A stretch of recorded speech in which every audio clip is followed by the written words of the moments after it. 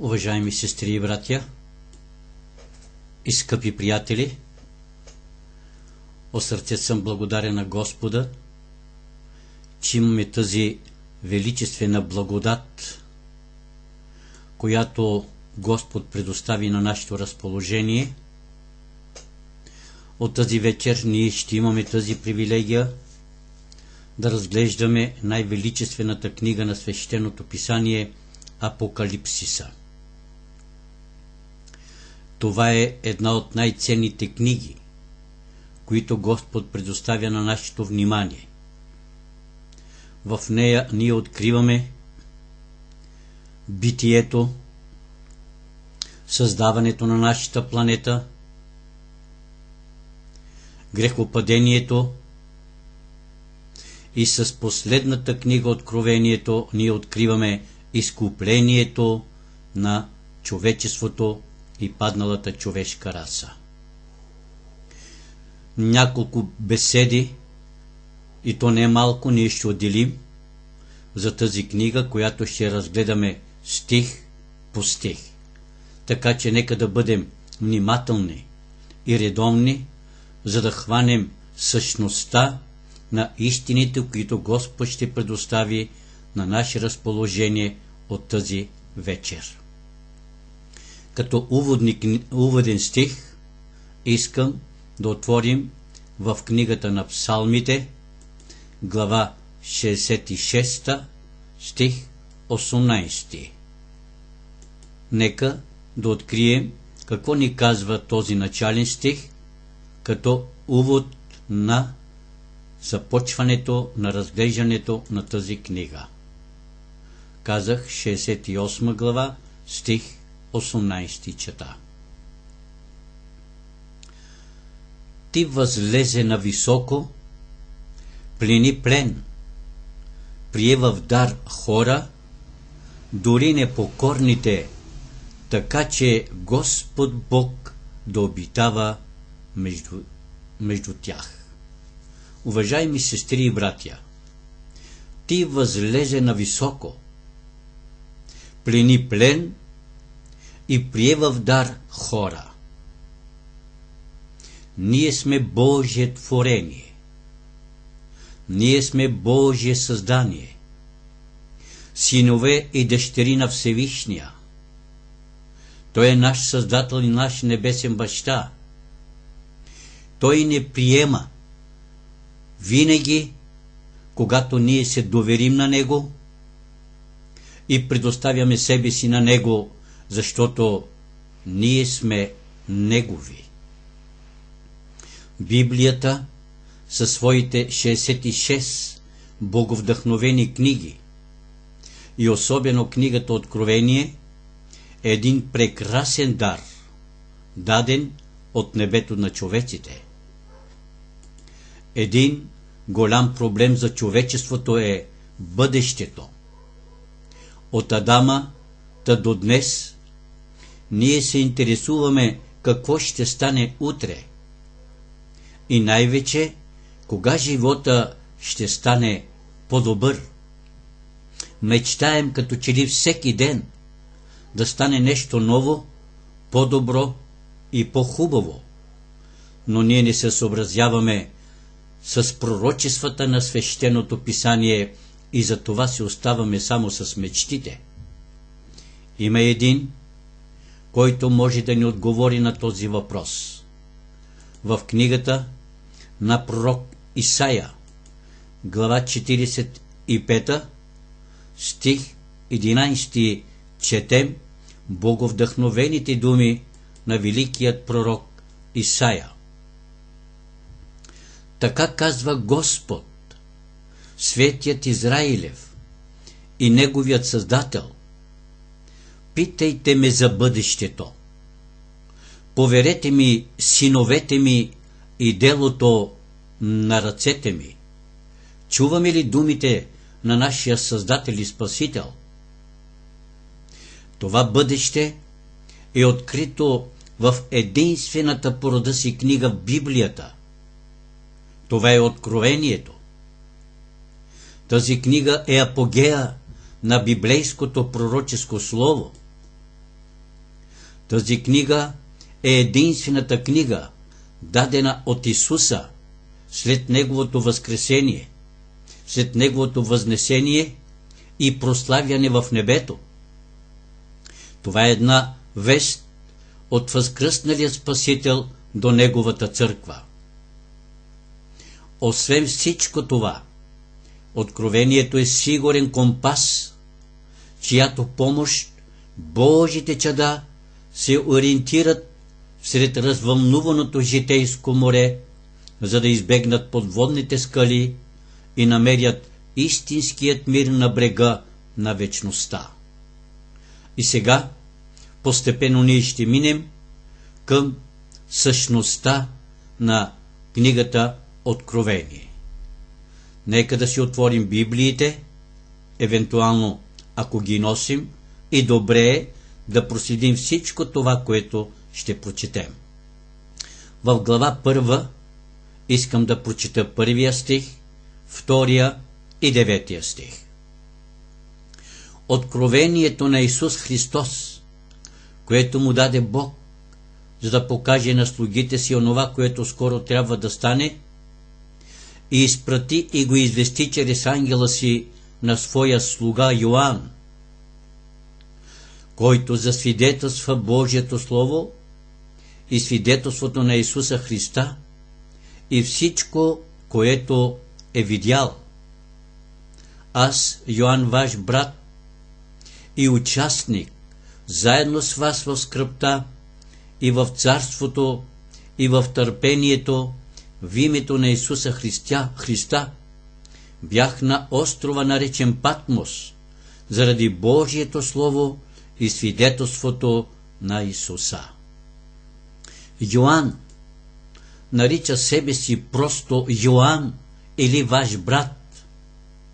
Очевидно, той е бил така известен, че не е сметнал за необходимо да каже нещо повече за себе си. Виждаме ли какво смирение? Виждаме ли, че той слиза толкова ниско, само и само да предостави Святия Дух да говори чрез него? Това обаче е породило разногласия относно въпроса кой е написал Откровението. Така че и все пак кой е бил този Йоан? Уважаеми сестри и братя, в Новия Завет има няколко души, носещи името Йоан. Единият е Йоан Кръстител, другият Йоан Марко, третият Йоан Първосвещеника от книгата Деяния на апостолите, 4 глава, 6 стих. Освен тях е имало още един Йоан, когото наричали презвитера. Йоан Кръстител не би могъл да напише Откровение, защото умря преди разпятието на Христа. Йоан Преосвещеника, той също не би могъл, защото за него нямаме указание да е станал някога християнин.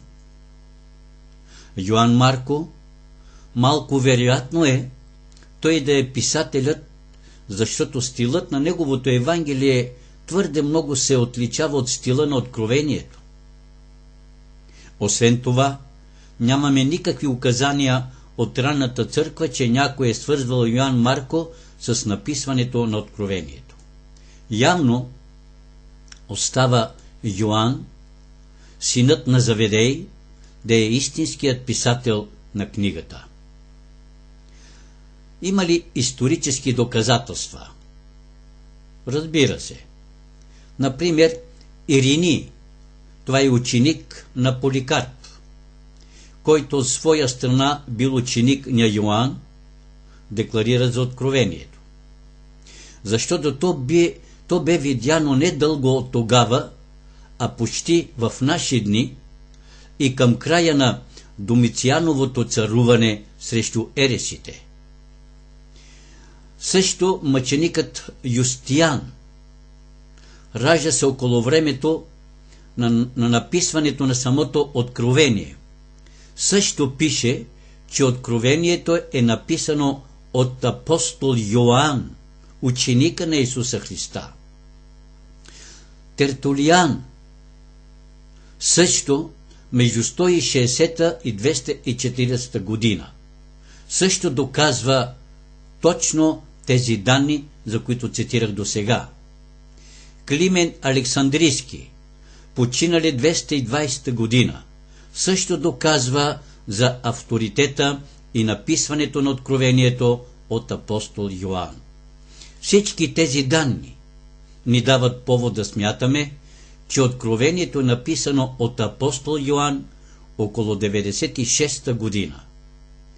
А според някои тълкователи, Йоан е ползвал услуги на секретар, но това не е приемливо. Затова защото ние знаеме Йоан къде се е намирал и по какъв начин е написал откровението. Книгата със своите 22 глави е намирала място в библейският канон. Четейки тази книга, ние непременно сме поставени пред дилемата да я изоставим като неразбираема или да започнем едно ново или основно проучване, каквото тя всъщност заслужава. Трябва да знаем, че без откровението Библията би изглеждала като едно изречение без точка. Обаче, сестри и братя, трябва да бъдем наясно, че тези велики истини, започващи в битие и намират своя завършек в откровение, това дава доказателство, достоверността, че Библията е боговдъхновена книга и цялостно представена на планетата, за да открием нейното начало и нейният завършек. Това е книга, която оказва най-голямо влияние върху нашата вяра. Елена Вайт, последния пророк на Божията църква, пише: в откровението се срещат и приключват всички библейски книги. Чуваме ли добре? Тя е допълнение на книгата Данаил. Така че книгата на Данаил се разпечатва в откровението и ни довежда до последните сцени на тази земна история. Има ли различия между откровението и останалите пророци? Докато повече пророци засягат национални и интернационални проблеми, централни главно в историята на Израил и славното бъдеще, което може да има, обаче Апокалипсиса се разиграва на космическа сцена и централната тема е великата борба между Бога и Христа от една страна и Сатана от друга. Основата на Апокалипсиса са виденията в духа. Въз основа на това 10 стих от книгата Откровение, глава 1, доказва: Господния ден бях в духа и чух зад себе си силен глас като от ръба. Чуваме ли? Автора често е пренасян на далечни разстояния, където съзира сцени на слава, неописуема с човешки език. Уважаеми сестри и братя, искам да отворим и книгата на Данаил, за да можем да видим как тези две книги, Откровението и Данаил, как взаимно се допълват, защото Господ намери за добре, за да открие истините в Стария Завет и едновременно в Новия Завет, за да се допълват, за да може вече книгата Откровение да не бъде запечатена или затворена книга, а да бъде открита, за което носи и заглавието Откровение. Казах Данаил, глава 10, от 4 до 7 стих искам да чета.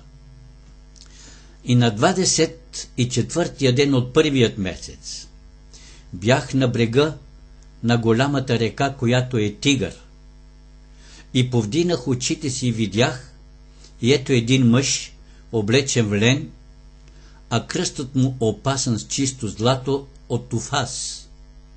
Тялото му беше като хрисолит, а лицето му изглеждаше като светкавица и очите му като огнени факли, а мишците и краката му бяха на вид като полиран бронз и гласът на думите му като глас на множество. И само аз, Данаил, видях видението, а мъжете, които бяха с мен, не видяха видението, но голям трепет ги нападна и те побягнаха да се скрият. Сестри и братя, употребата на алегории в свещеното писание, тук символите почти винаги са същества, непознати в действителността, в действителния живот. Въз основа на тези показания и видения ние виждаме многоглави зверове, летящи ангели, същества, които говорят и действуват интелигентно. Обаче периодите от време, макар и рядко срещащи се, са обикновено буквални години в другите пророчества. В Данаил и Откровение периодите обикновено са на принципа ден равен на година. Литературната форма на Апокалипсиса е изцяло в проза. Трябва да разберем, че централната тема е великата борба между Бога и Сатана. Откровението, уважаеми сестри и братя и приятели, се състои от 4 големи части или пророчески линии. 7 църкви, 7 печата, 7 тръби и заключителните събития на великата борба. И така, нека сега отново да преминем към Апокалипсиса или Откровението. Глава 1, 1 и 2 стих. Откровението на Исус Христос, което му даде Бог, за да покаже на слугите си онова, което скоро трябва да стане, и изпрати и го извести чрез ангела си на своя слуга Йоан, който засвидетелства Божието Слово и свидетелството на Исуса Христа и всичко, което е видял. Откровение, което ще рече Апокалипсис. Книгата Откровения е написана на гръцки език, а гръцката дума Апокалипсис означава буквално разбулване или разкриване. В религиозната литература означава разбулване на бъдещето. Както вече сега ще го видим в книгата на Данаил, глава 2, стих 22. Нека да бъдем внимателни, за да разберем истините в тяхната последователност. Чета стиха от Данаил. Той открива дълбоките и скрити неща, той знае онова, което е в тъмнината, и светлината обитава с него. Чуваме ли? Така че книгата Откровение не е скрита, не е вече затворена книга. В противен случай би трябвало да се нарича закритата книга. Ние имаме нужда да надникнем в много тайни от материалният и духовния свят, за да изградим нашето спасение. В голямата си милост Бог е направил това. И в книгата на Амос, глава 3, стих 7, един от познатите стихове на всички. Наистина, Господ Бог няма да направи нищо, без да открие тайната си на слугите си, пророците.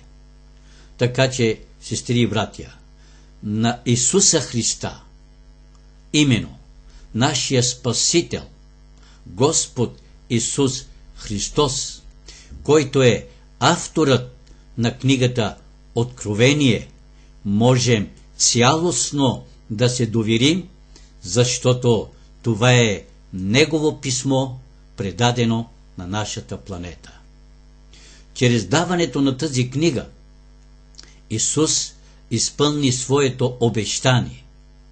В книгата 14 глава от Йоан, имам предвид Евангелието на Йоан, стих 18 чета.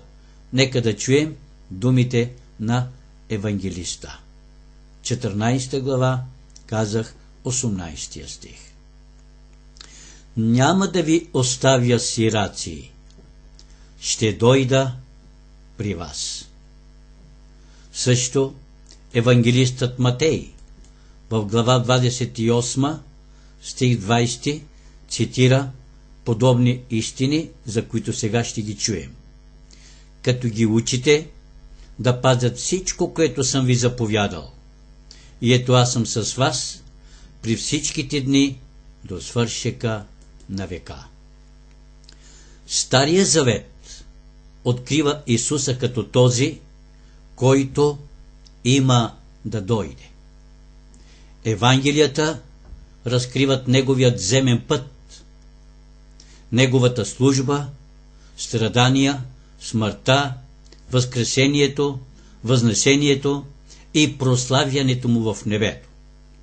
В книгата Деянията на апостолите разкриват триумфа на първата църква под ръководството на Святия Дух. А Откровението ни представя Исуса в Неговата слава, като велик първосвещеник в небесното светилище, като върховен съдия, пред когото ще застанат всички земни племена. И сега, кой му даде това, което трябва да го предаде именно на нас? Връщаме се обратно в книгата на Откровение. Глава 1. Уважаеми сестри и братя, откровението на Исуса Христа, което му даде Бог. И сега внимавайте, за да го покаже на слугите си онова, което скоро трябва да стане, което ще рече, което му даде Бог, и той го проводи на ангела си. Продължавам мисълта, последната част от първия стих на Откровение 1 глава. Изпрати и го извести чрез ангела си на своя слуга Йоан. Така че, без съмнение, този ангел е Гавраил, когото познаваме от книгата Данаил, глава 10, стих 21. Чрез книгата Откровение ние виждаме една верига, в единия край на която е Бог, а на другият човекът, апостол Йоан.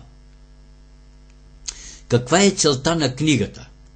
Първия стих, повтарям, откровението на Исуса Христа, което му даде Бог, за да покаже на слугите си. Чуваме ли добре? Да покаже. Ние наближаваме края на първото столетие.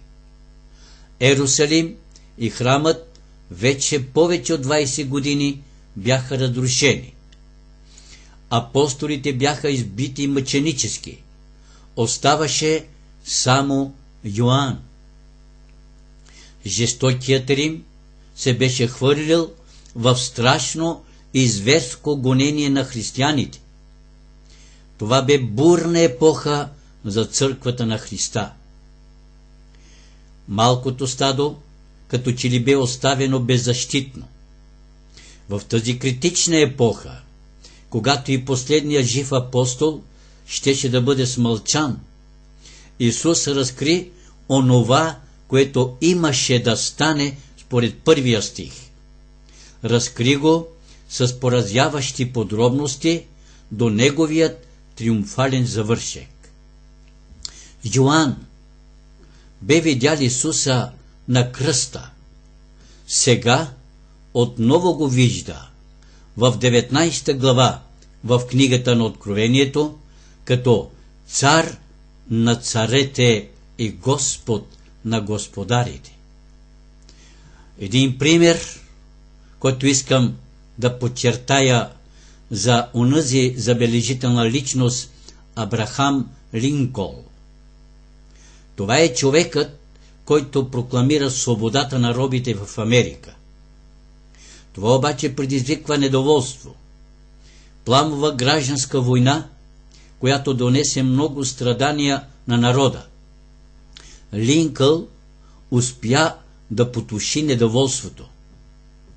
Освободителят на робите обаче си навлече омразата на мнозина. Скоро след това той бе застрелян.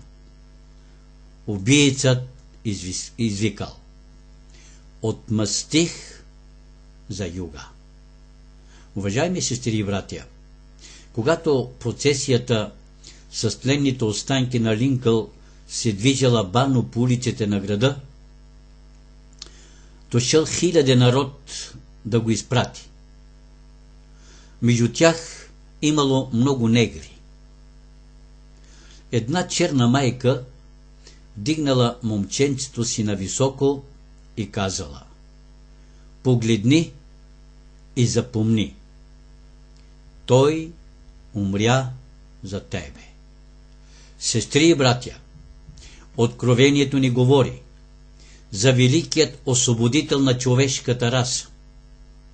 Онова, което има да стане според първия стих, това е известно само на Христа. Той бди внимателно за неговото изпълнение. Скоро славният завършек на неговото дело ще се сбъдне. Така че, 3 стих от книгата на Откровение 1 глава казва: блажен този, който чете, и онези, които слушат думите на това пророчество и пазят написаното в него, защото времето е близо. Блаженство над четящи е това представлява една отворена книга, която вече не е затворена и може да бъде възприета, защото Божият дух е онзи, който отваря сърца и умове. И въз основа на това в Лука 11 глава искам да прочета 28 стих. Онези знаменити думи, които потвърждават думите в Откровението.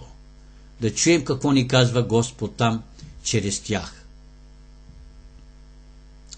А той каза: по-добре кажи, блаженни онези, които слушат Божието Слово и го пазят. Така че 3 стих се дублира с стиха от Лука 11 глава 28 стих. Блаженни са онези, които четат, и онези, които слушат и пазят написаното в него, защото времето е близо. Това са сериозните вести, които са дадени по реда си в Откровението, които трябва да заемат първо място в умовете на Божият народ. Не трябва да допускаме нищо да завладява умовете ни и нашето внимание. Тук са изложени истините, от които зависи нашето настояще и бъдещо добро. Така че, които пазят. На тях се изказва едно блаженство. Уважаеми сестри и братя, над кои? Които пазят написаното слово, които четат и постоянстват в четенето. Защо? Защото времето е кратко. Това само за тогава ли се отнасяше? Евангелието на Матей, глава 7, стих 24 искам да прочета. Какво ни казва Господ там? Я да чуем. И така, всеки, който чуе тези думи и ги изпълнява, разбираме ли сега потвърждението на книгата Откровение, глава 1, стих 3? Блажени уния, които четат, и уния, които слушат. И сега 24 стих от Евангелията казва: всеки, който чуе тези думи и ги изпълнява, ще се сравни на разумен човек, който е построил къщата си на канара. Сестри и братя, само за тогава ли се отнася? Не. Отнася се и за последното време на човешката история. На каква почва градиш? На канара или на пясък? Сестри и братя, великият апостол Павел в своята книга към риманите, глава 13, стих 11, ни казва онези знаменити думи, на които трябва също да обърнем внимание и да ги възприемем. И това вършете, като знаете времето, а именно, че е дошъл часът да се събудим от сън, защото нашето спасение е по-близо сега, от когато повярвахме. Нощта напредна, а денят наближи. И така, нека отхвърлим делата на тъмнината и нека да облечем оръжията на светлината. Сестри и братя, откровението на Исуса Христа, което му даде Бог, за да покаже на слугите си онова, което скоро трябва да стане, и изпрати го извести чрез ангела си на своя слуга Йоан. Тук тази сцена играе Бог, Гавраил и Йоан, който засвидетелства Божието Слово и свидетелството на Исуса Христа и всичко, което е видял. И сега 3 стих.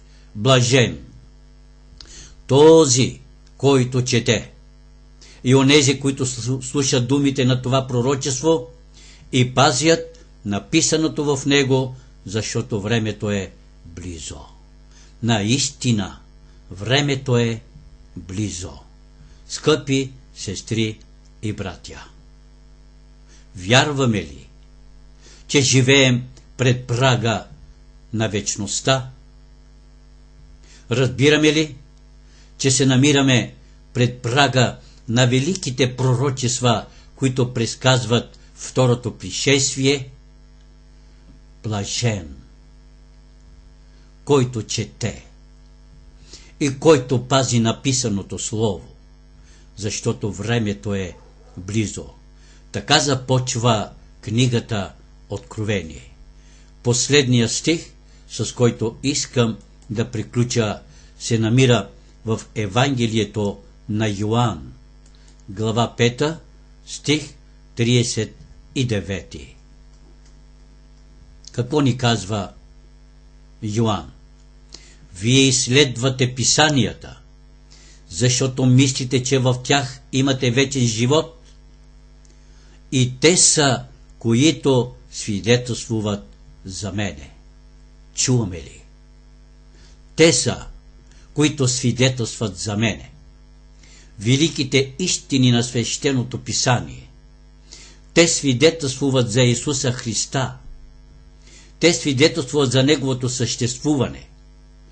Те свидетелствуват за Неговото въплощение, за Неговото изкупление и спасение към падналата човешка раса.